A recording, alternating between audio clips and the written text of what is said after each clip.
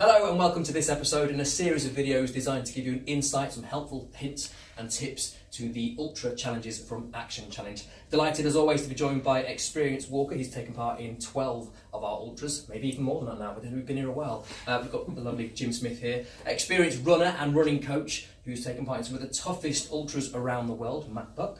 And we've also got event director and director of Action Challenge, Julian Risley.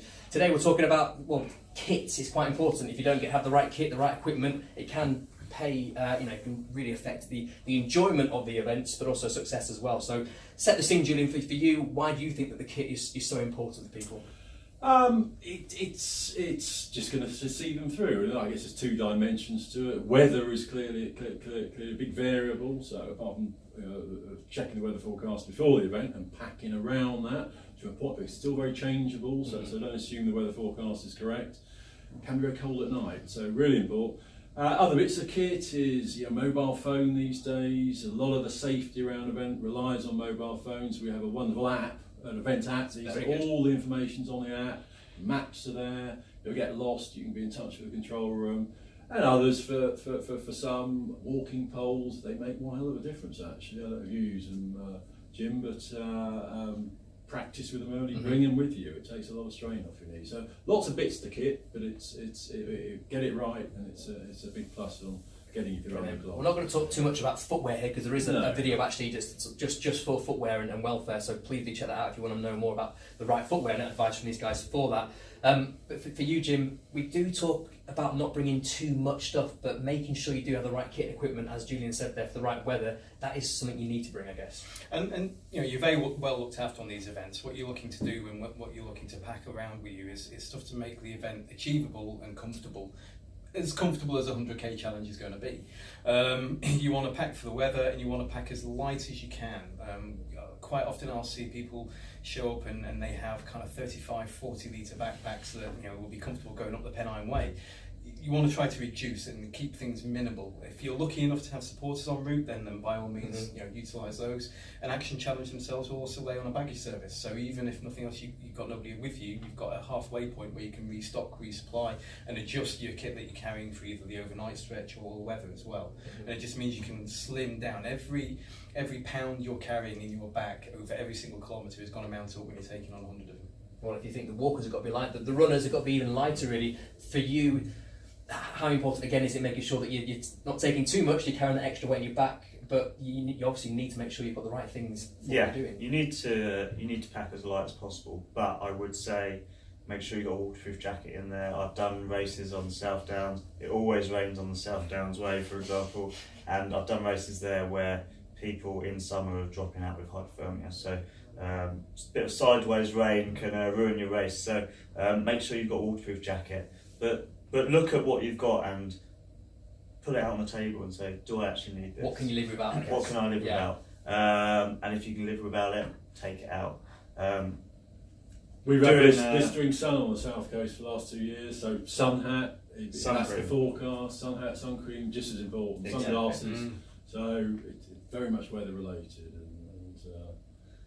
But yeah, just as light as you possibly can. Races like Marathon des Sables, I would cut tassels off of my rucksack to save weight. So it all adds up. So forget about putting those extra little bits in, and just as minimal as you can. Leave the mini eggs at home is what you're saying. Yeah. No, don't leave the mini eggs. Take the mini eggs. And how important, Jim, is it to make sure you train with that kit as well? Because you don't want to just have it all for the event and not got it on your back. Is that something you do to sort of make sure you know the right weight that you're going to be carrying? Yeah, and it's getting used to it. What you don't want to do is introduce new kit on your event. You find yourself fiddling. You find, if you've got a new rucksack, there's a little patch which might start rubbing, and then next thing you know, you've now got a blister on your back because you've had this new rucksack that you haven't had a chance to break in. Walking poles are a very interesting subject for a lot of the walkers. I personally highly recommend them, even if you're not going up any significant mountains. So even on the Thames path, it's very flat. Less of a chance you're going to need them. But if you do pick up any sort of injury or any sprain, having a walking pole handy can really kind of help get you through.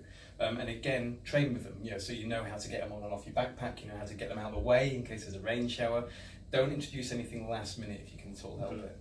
As event host, I have seen many people cross that line looking like Gandalf with their own walking stick they've managed to get from a forest somewhere. It's going to be a weird question. I'm just going to throw it at you.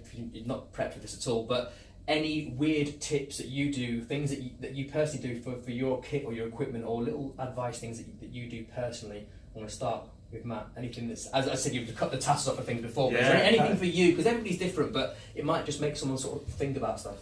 I mean, personally, I'm known for it. I always make sure I've got a cap on. Doesn't matter what the weather is, got a cap on. But as Julian said, if it's sunny, it's really good to keep the sun off your head.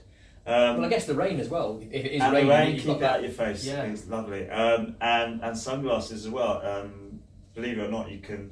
Sounds ridiculous, but you can use energy up by squinting. Right. So on these events, you need to save as much energy as you can. So something so small as whacking a pair of sunglasses on can make a big difference. Jim, anything that's one of the best bits of my kit is a plastic sheet. So just an old rubble sack that I cut out, and that's extremely handy for sitting down when it's dodgy weather.